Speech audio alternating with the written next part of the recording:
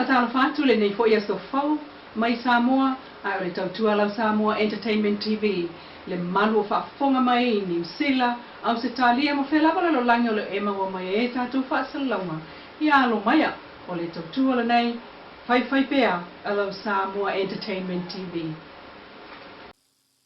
Tala tuli lol fam sinong o fa nga solo nail fam sinong fa itu malo e mulinu. O molianga o le fai o tala ta sei na i leo ma le fai o tala e fa mai na i le tangata. O le tangi al komsina om tanga luengo leo au apa aulongo i tino Filipo. Ma le tangi a meikai. Ma le ala ipule limoni a yafi. Fa sanga ya Samuelu molon faltua ya sivai. Lisa Schmidt. Li o fa atau malama awawa. Fe pule ai fa savalu. Ma la auli al mali e topula taivau. E o ana ile tau le lua ile awa uli o le aso lua na nafi le stolu uni. O tula ila vale moli maulo na lua le sunga tupa isapani. O le aso na tolua ile o aso o lana moli mau. Matuli loa ai pe alava. Eleli ilo ia ya Robert Merchants o lo ia Samuelu masiva ye tali le fasili. Aile o le tala noa fua isi tu. Awa o Marie o leisi lea moli mauta ua o le lato susu enga pe ana siaki. Mea manu o faatino moli anga leo le na taimi. Awa ana le ai Marie le aise keisa leo. Mai sa te tau fo ona sila fie tupai. Pe ua faatino le famtalanga Marie. Le famtalanga lea Marie le aise mea na tusia ile soiva. Le aise mea ile aso sefulu tasi, sefulu lua. E faato atusi ile aso sutolu. Peitai. Na fina ua tutupai, e tāua umamta upu, whape nā fo ile moli maua Marie. Ai fo isi o lātou tiute, mai o le halale nā, o le suenga o whaia ile conspiracy po le whaunga. Na i oe tupai, e fo iana ile aso se fululua o uni e whaingaruenga. Ai nā tele o mana tuape na whaingaruenga li i ofisa, na whaatonu e tusil whamtalanga Marie, mai ele na o le paulea o se lātou mata upu, peitai. Na ia i oe, o le mta upusili leo na ta ua matu atu iai ele li lo ia Samuelu. Sa ta tau lavona e alwe sa ilipe ua tusil famtalanga Marie. Na toe i oe fo i tupai, na te le isia kia, pe ua iai se famtalanga tusia Marie. Ina ua fo iana ile ngā ruenga ile asonga fua se fululuo yuni, a wai iai isi mata upu. Pe tae na tele o mana tua po a mata upu ta ua nā lai o na ia le sia kia le mata upu lea Marie. Ai sa ia whaatonu le li ofisa e whai ane le whaamtalanga. O le whaamtalanga Marie whaato a whai i le aso srutolu. Na whasilingi ai loa ele loa ia, Mr. Robert Merchant. Ai o whea la sa iai Marie le whaaso. Matali tupai, na avele leo e a inga iai, mai iai isi mea na tutupu ai, o a fianga tau whiusua inga. O le mafuanga le nā, no ai loa leisi leo, ma ave Marie ilo na whale. Na tawat iai e Mr. Merchant i atu pai. Ele tala whianga ise leo e whaia suenga e toe o ma ave le moli mauru lato whale. Talu lau whaatonunga e o le leo lea ma Marie, mai ole ai ai fo ile moli maua le tūte te. E le a inga Marie ma le leo na e whaatonu e o ma le teine. E ai fo ile moli mau, sa wha malo si e au leo sue, le sui o le whaamtalanga Marie. A wa o le taimi lava na la ave ai Marie i le whale na una i ai e sui lana tala. Mai e fo i tamaita i leo, sa te tau ona ave le mole mau o Marie e o ma se isi leo tamaita i molo na saunga le mu.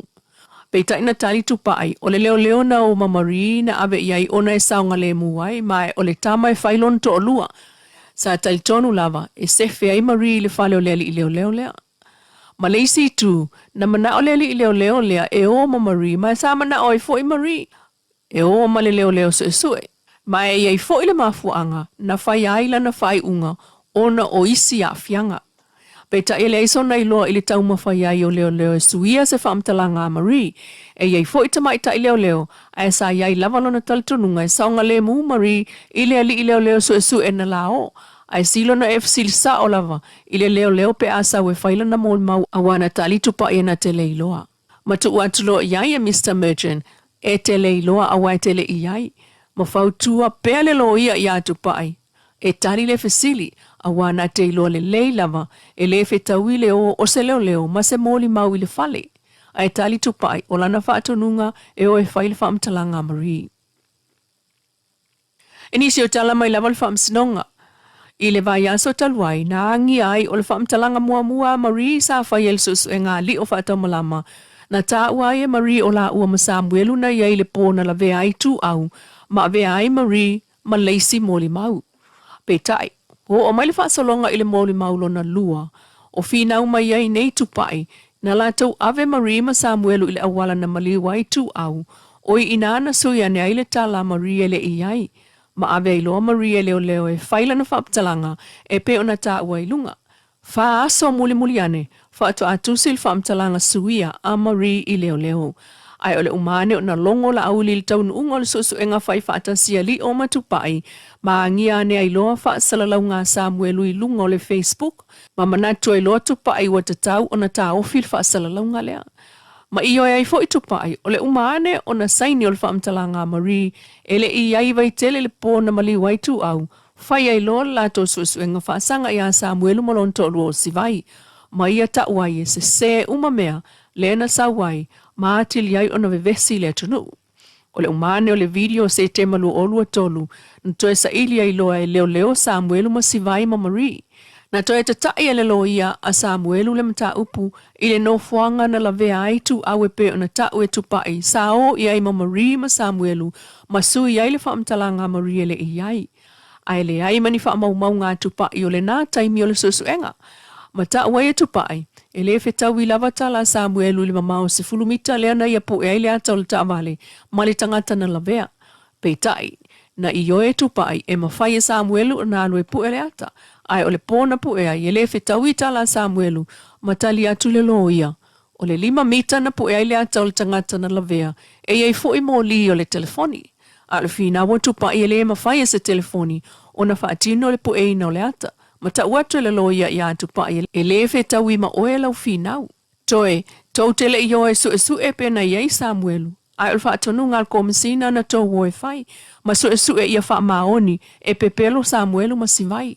Te ena e tupa i le nā tala loia ma wha solo nei loa, i le whana le olo ta ua na ave i a Samuelu e tangata vale ai minister to luar kapeneta. Tala tuliloa mo le whaamsinonga na tau ele mōli maulo na lua leo le sunga tupa i sapani. Ile whaamasinonga ele isona sila fia whaapitoi me tau whana po la au malosi. Ina ua tau atu ia ele loia Samuelu Mr. Robin Merchant. Ia tupa i ole whana e pei ona whaamatala e Samuelu na avane le ala. Mai sa whaatonu ia e whaau ole maliu i ala auli Malaysi minister. Matali tupa i a whai ole tala na Samuelu e sao. Mai na ia whaamatala le whaate si male 5mm pistol. Ma tau fo ia tupai o whaamatalanga na ale video, ai le aiso nailoa awa o le susuenga o lo oia whaia o le tangata na maliwai tu au. Ai na tele manatua, po oai na taita ia le susuenga mua na ave ai le warrant na mawai le whana. Mai talitonu e iai mōli mau, mai o le ao mai fo i nā mōli mau e tau. Na toe whaamanatu foi e le loia ia Robin Merchant le sunga atupai e tali le fasili, awa o ia sa taitai. Mai te e nai le manatu o le loia, sa tau mawhai e whaasese le tala Samuelu masivai, ma o aneai i le lua lua, e le imana o lawa e whaiani mōliang o le aveta abale talu sa le fia talitonu leo, i mau nā alua ne mali o whaatau malama. Ai whaato au lato whaia lava mōlianga i le lua tolu na ua whaia e Samuelu whaamtalanga whaalumaluma e whaaluma i lato ma isi tangata. Mai na mawala e leo Marie, ele i whaalafia e Lise Marie, ele aise soli tu la fono na whaia e Marie. Matua iai ele lo ia le soli tu la fono, o le ngā ruenga na whaatino e leo. E o lava i le lato fono ma la auli, ele aise mōlianga na whaia awa ele ma whaia na mōlia le ala i mau, ua maua ele whaatuatuaina. Ma whamanatu atu iai ele lo ia ia tupai, o le sao malele sao, o le ngā ruenga le na ale whaamasino e whai. Peita isa le fia la auli il toe fo ia tue le aini mōlianga, o na isa se whaamtalanga, e ui ina whautua iai la auli e toe oe avane whaatasi Samuelu ma le ala e whaatalanoa, peita ia le itupu. Ma tau tino ai tupa isa fia, i le taunu unga o lana suenga, pautanga te tau na mōlia, i le whai o whaamatalanga se o Samuelu ma sivai. O le whaalafia Lise Shmeto mōli mau, e le o sana ngā luenga le na i le manatu tupai, peita ina tau atu ele loia. Ele on tangata soli tu na fono le na whaalafia Lise. E talitonu Lise o lo whai e tangata ia le mea moni. Ele i whaalafia o na whaapea sa soli tu la fono la tau. Ma toe whamanatu atu ia i le loia i atu pai, le soli tu la fono le whaasala lau ngā leo leo, i le fia mawai o Samuelu, Sivai, Mamari. Ai le ilopo a soli tu la fono tangata. Malango ina ai e le whaamtalanga atu pai e alau na mana o mia e leo leo le tangata ua soli tu la fono, pe ua mana o mia foi e lona ainga. O le manatu na sa ili ai Samuelu ma Sivai e whai molianga, e tā ofi ai le whaalawi loa i le Facebook, na i whaapea le atunu e moni. Ma ena ta watu ele loia i atu pai. E tala whea ngai pe ana i loa e lise o la ua ia ua soli tu la fono. Ai tali tu pai o lo lava i al na manatu.